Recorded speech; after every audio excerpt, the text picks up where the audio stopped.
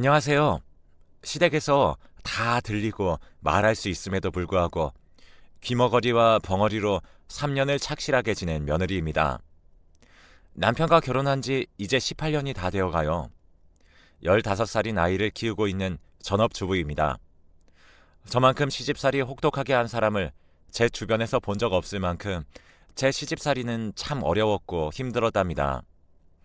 남편에게 하소연하기도 지쳐서 이렇게 글로 쓰게 되었네요.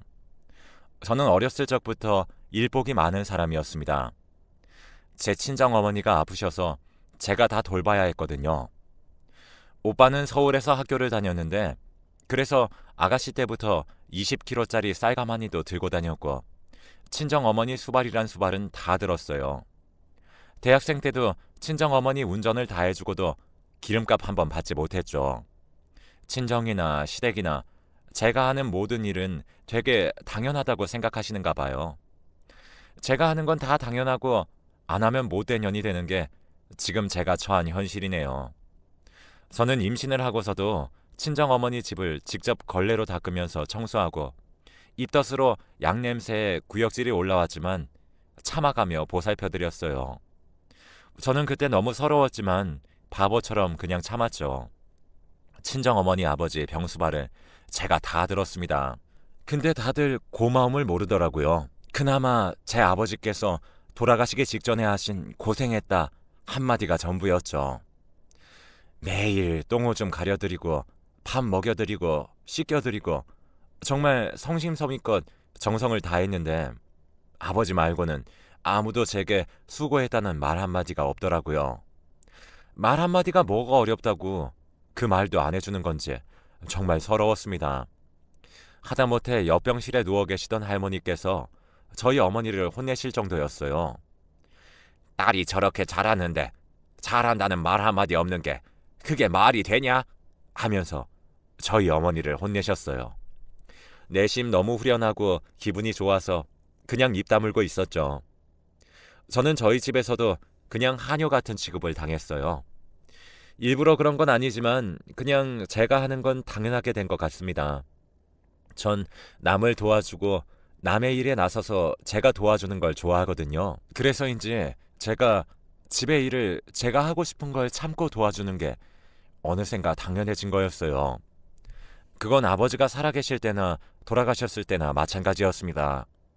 정말 억울하지만 저희 집의 일이니 참고 살던 거였죠. 남편과는 친정 아버지가 돌아가신 후 결혼을 하게 되었어요. 저희 친정 어머니께서 네가 아버지가 돌아가셨으니 뭘 많이 해가야 한다고 정말 많은 걸 해갔어요. 집도 해가고 집안의 가구들도 거의 다 제가 해갔죠. 큼직한 것들로 예를 들면 냉장고, 김치냉장고, 텔레비전, 소파 같은 것들로요. 그것도 다 최고급으로 해갔어요. 근데 결혼 후 첫 명절날 등짝을 세게 맞았습니다. 떡국을 푹 끓였다는 이유 때문입니다. 시어머니는 설익은 떡국을 좋아하신대요. 하지만 좋아하는 건 서로 다른 건데 그걸로 때리시며 너네 집은 이렇게 해먹냐? 어이가 없네. 이러시며 저희 집까지 욕하는 겁니다. 와중에 남편은 낭창하게 아무 말도 않고 식탁에 앉아서 보고만 있었고요. 그걸로 끝맺음이 났으면 제가 이 글을 쓰고 있을까요? 그 뒤로부터 명절 때는 그냥 전쟁이 따로 없는 수준이었습니다. 제가 체구가 좀 크고 떡대가 좀 있는 편인데 도련님은 대놓고 저보고 뚱뚱하다고 그러질 않나.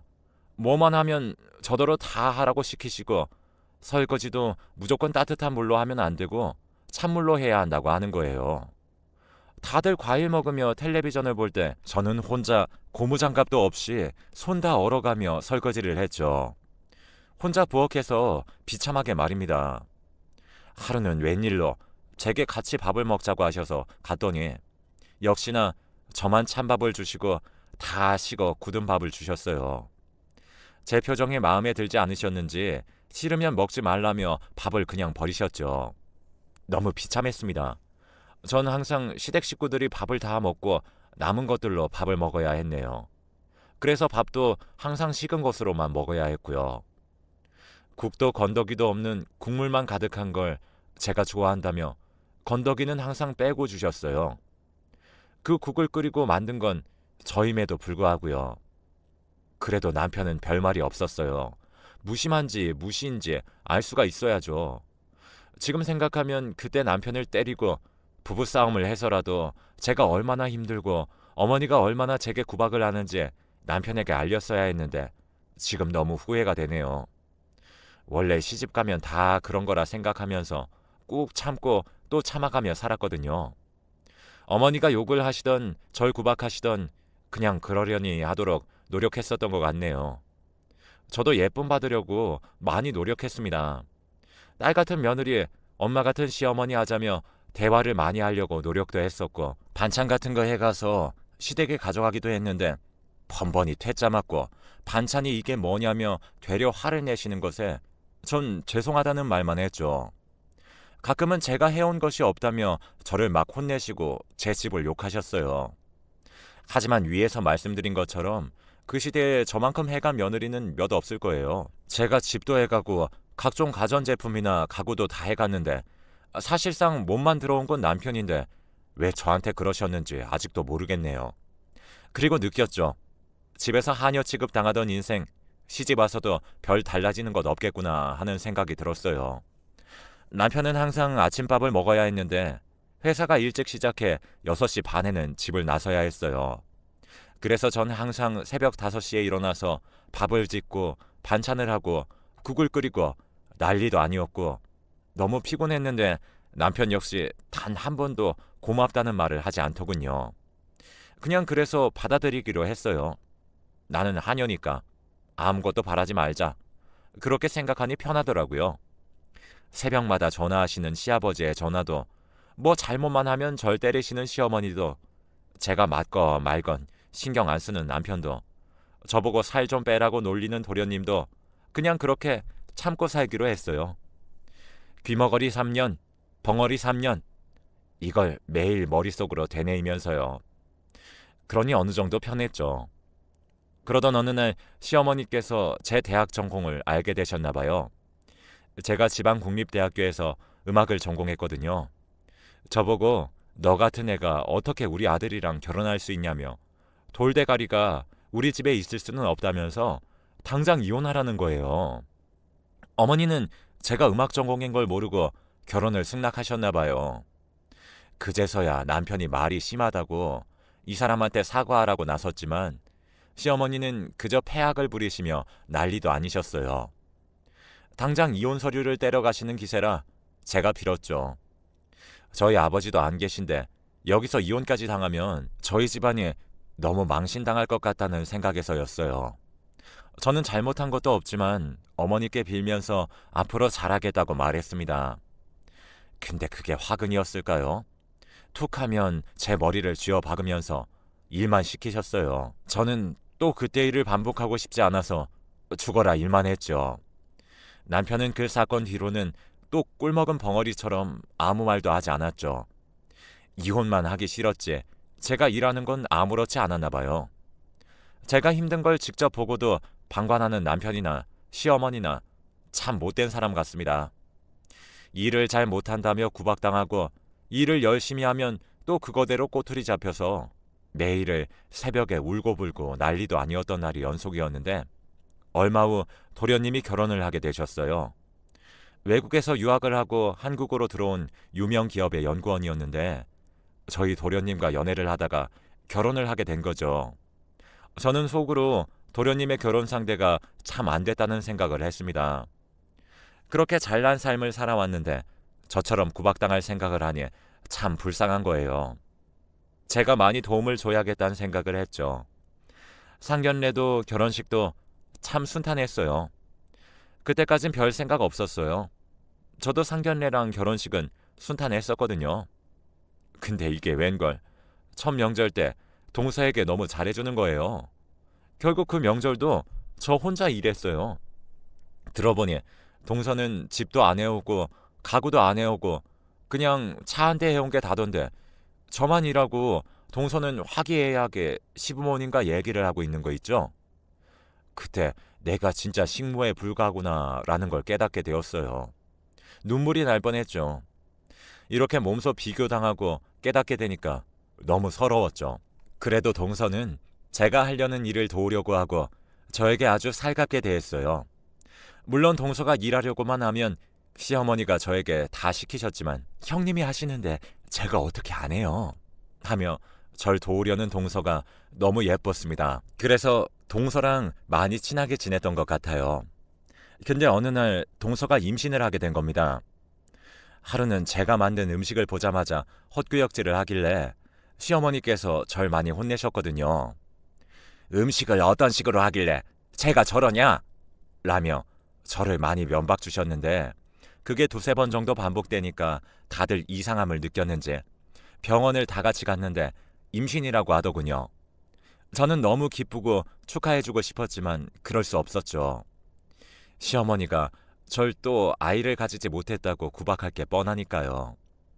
역시나 동서가 아이를 가지게 된 것을 축하하고 안정을 취하라며 동서를 집에 돌려보내자마자 제 등을 때리시며 너는 하는 것도 없으면서 애도 하나 못 가지냐? 하시며 저를 막 혼내시는 거예요. 애써 웃으며 남편과 함께 집에 돌아가는데 너무 슬펐어요. 저더러 뭐 어쩌라는 건지도 모르겠었고 제가 아이를 설령 가진다고 해도 제 처지가 변할 것 같진 않았거든요. 그러다 동서의 출산일이 가까워졌어요. 그동안 전 너무 서러웠어요. 어머니가 동서에게 잘해줘도 너무 잘해주셨거든요. 원래도 잘해주셨는데 동서가 입덧 대신 먹덧을 하니까 먹고 싶은 거 있음 다 말하라며 뭐든 다 유기농으로 다 해주시면서 다 해주겠다고 하셨어요. 또 그걸 다 만드는 건 제 몫이었죠. 결국 동서도 어느 정도 눈치를 보다가 먹덧을 이길 수 없었는지 이것저것 주문을 했죠. 저도 시어머니가 미운 거지 동서가 미운 건 아니어서 성심성의껏 좋은 재료만 넣어서 음식을 만들었습니다. 동서가 임신을 해서 시댁에 있는 동안은 제가 음식을 만들어야 해서 그렇지 나름 평탄한 생활이 계속됐어요. 저만 조금 고생하면 동서도 편하고 좋고 시어머니께 저도 잔소리 듣지 않아도 되니까 너무 편한 거죠. 그러다 동서가 출산을 하게 됐는데 저더러 부정 탄다며 병원에 오지 말라더라고요. 그래서 저도 한마디 했죠. 도대체 제 어디가 부정이 타는 거죠? 해도 너무 하시네요. 하니 어머니가 한마디 하시려는 거 아버님께서 막아주셨어요. 좋은 날 둘 다 그만하라 하시면서 아무튼 동서가 출산하기만을 기다렸었죠. 근데 동서가 아들을 낳은 거예요. 아이를 순탄히 낳은 것만으로도 축복할 일이지만 옛날 분은 아무래도 아들을 더 좋아하시잖아요. 동서 앞에서는 축하를 해줬지만 저는 직감했어요. 어머니가 또 이것을 가지고 절 혼내실 거라는 것을요. 아니나 다를까 동서가 몸풀러 들어가고 저는 어머니께 혼이 났어요. 제대로 하는 게 뭐냐고 아이도 못 가지고 집안이 제대로 된 것도 아니고 공부도 못하는 돌대가리에 집안일도 못하면서 어떻게 우리 아들이랑 결혼할 생각을 했냐며 와다다 쏘아부으시는데 병원 사람들이 다 쳐다봐서 너무 쪽팔리고 창피했습니다. 그래서 눈물 쏟으며 화장실로 도망쳤죠. 거기서 한 할머니분이 위로해 주셔서 울음을 그쳤어요. 동서가 몸을 풀고 산후조리원에서 나온 지 얼마 되지 않아 저에게도 축복이 찾아왔습니다. 드디어 아이를 임신한 거죠. 3년 만에 늦게 오랜 시간 기다려 찾아온 아이인 만큼 다들 축복해 주실 줄 알았어요. 근데 또 제 착각이죠. 시어머니께서 엄마 닮은 돌대가리일 게 뻔해 이런 식으로 말씀하셔서 전 또 눈물을 흘렸습니다. 아무리 그래도 자기 손주인데 너무한 거 아닌지. 엄마 닮아 돌대가리라니 제가 무식한 면이 있으면 몰라. 그런 것도 아니고 나름 공부 다 했는데 예체능이라는 이유만으로 그렇게 막 저한테 돌대가리니 냄새가 난다느니 그러는 겁니다. 아이가 들을까봐 너무 겁났고 너무 서럽고 제 자신이 너무 원망스러울 정도였죠. 왜 나는 하필 음악을 전공했을까부터 왜 이런 곳에 시집을 왔나 하는 생각까지 5만 가지 생각이 다 들었다가도 아이를 보니 또 마음이 풀려서 좋은 생각만 하기로 다짐했어요. 근데 제가 어느 정도 만삭이 되어가는데 시어머니 생신이 겹쳐서 일하기 좀 힘들 것 같다고 말씀을 드렸더니 또 역정을 내시는 거 있죠?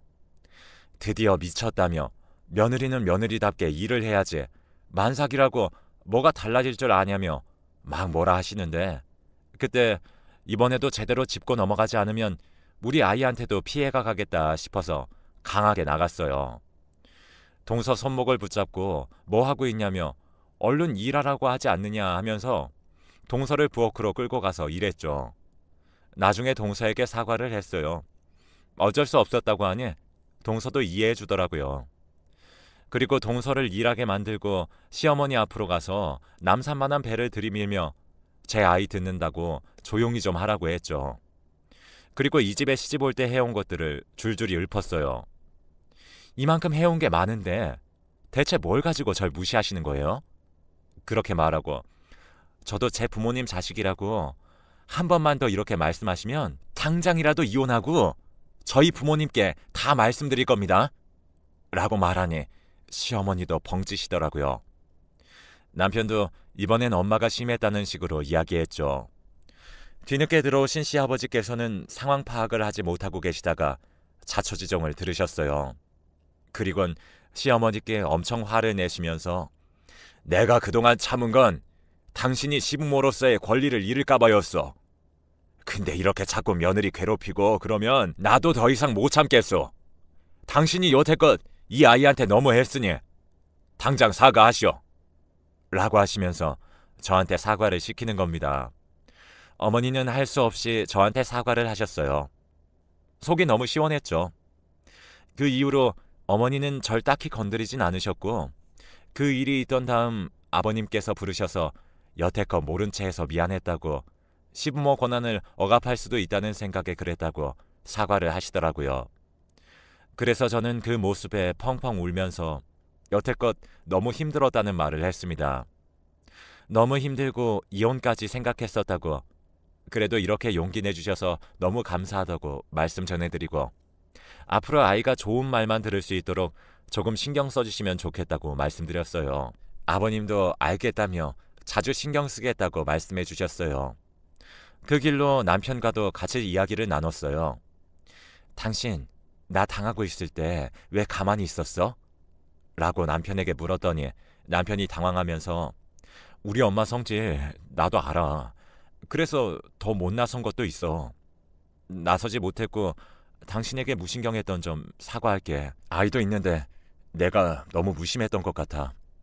앞으로 더 신경 쓰도록 내가 노력할게. 미안해. 이렇게 말해줘서 남편도 아버님도 제가 용서하기로 마음먹었어요. 그리고 나름 정리된 상황에서 전출산을 했죠. 예쁜 공주님이었습니다. 아버님과 동서, 도련님, 저희 남편은 성별에 개의치 않고 너무 기뻐해줬어요. 요즘 세상에 성별이 무슨 의미가 있냐며 저희 시어머니만 못마땅한 표정이셨는데 저번 싸웠을 때가 생각나는 것도 같았고 아버님께서 또 한 번 더 그러면 가만 안 놔두겠다고 딱 으름장을 놓으셔서 뭐라 말은 못하시더라고요. 그렇게 아이가 어수선하지만 나름의 축복 속에서 태어났고 저를 괴롭히시던 어머니의 행동도 아직 여전하긴 하지만 그래도 줄었죠. 가령 저에게만 찬밥을 주고 건더기 없는 국물을 준다든가 하는 얍삽하고 찌질한 수법이 많이 없어져서 저도 편했고 이젠 저도 가족들과 함께 식탁에서 식사할 수 있게 되었습니다. 어떻게 보면 너무 당연하고 또 당연한 일이고 너무 평범한 일이지만 그 많은 사건들을 겪은 저에게는 꿈만 같고 행복한 일이에요. 이 집의 구성원으로서 인정을 받고 함께 이야기를 나누며 밥을 먹고 내 몫을 내가 챙겨가고 내 목소리를 낼 수 있다는 건 제게도 아주 큰 변화거든요.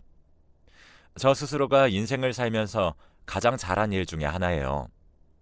가장 못한 일 중 하나는 시어머니를 만난 거고요. 하지만 그건 제 뜻대로 되는 일이 아니니까 그래도 저희 아이가 사실 어머니께 사랑을 많이 못 받을 줄 알았어요. 근데 저희 아이 많이 예뻐해 주시더군요. 동서 아들만큼이나 우리 아이 많이 예뻐해 주시고 맛있는 거 좋은 거 만들어서 가져다 주시고 아이들 공부하는 거 보시면서 뿌듯해하는 거 보니 시어머니께 있던 제 앙금이 다 풀리는 기분이었습니다. 계속 원망하면 뭐하나 싶기도 했고 이왕 계속 얼굴 보며 살 거 마음 풀어서 같이 지내면 좋겠다는 생각을 한 것 같아요. 그래서 하루는 어머니께 데이트하자며 들러붙어서 별로 내켜하지 않는 어머니와 함께 고깃집을 가서 고기를 먹으면서 얘기를 했죠. 그동안 어머니께 많이 서운했어요. 저만 구박하시고 동서는 또 안 그러셔서 나만 미워하나 싶기도 했죠. 하지만 이제 와서 그게 다 무슨 소용이 있나요? 그냥 사이좋게 잘 지내고 싶어요, 어머니. 그랬더니 어머니가 고기를 먹다 말고 눈물을 뚝뚝 흘리시며 과거 자신의 시집살이를 이야기해 주시더라고요. 저와 똑같이 당하신 거였어요. 그래서 제 손을 잡고 사과하시며 과거에 그렇게 당한 게 한이 되고 당연하다는 생각을 해서 너한테 그렇게 못되게 군 것 같다. 정말 미안하다. 라며 저에게 진심 어린 사과를 하셨어요. 그래서 저도 어머니를 진심으로 용서했고 이제 남편과 시댁일로 싸울 일도 없어졌죠. 동서와의 사이도 너무 좋고 이젠 시댁에서 제가 할 말이 생기면 당당하게 말하는 며느리가 되었답니다. 시어머니와의 앙금을 다 풀고 나니 어머니도 저에게 너무 잘해주시고 그동안 못해준 거 해주는 거라며 너무 잘해주세요. 아버님께도 어머니랑 이렇게 같이 남은 앙금 다 풀었고 어머니도 사정이 있어서 그러셨으니 아버님도 어머니 미워하시거나 그러지 않았으면 좋겠다고 하니까 절 꼭 안아주시면서 너처럼 현명한 며느리가 있어 다행이다 하면서 제 머리를 쓰다듬어 주셨어요. 감동이었죠. 막막할 것만 같던 시집살이도 이제 풀렸습니다. 여러분도 하고 싶은 말 참지 말고 꼭 하세요. 혹시 모르잖아요. 저처럼 일이 잘 풀릴지도 모르고 본인이 하고 싶은 말을 참고 살면 아무도 몰라서 더 곪기만 해요.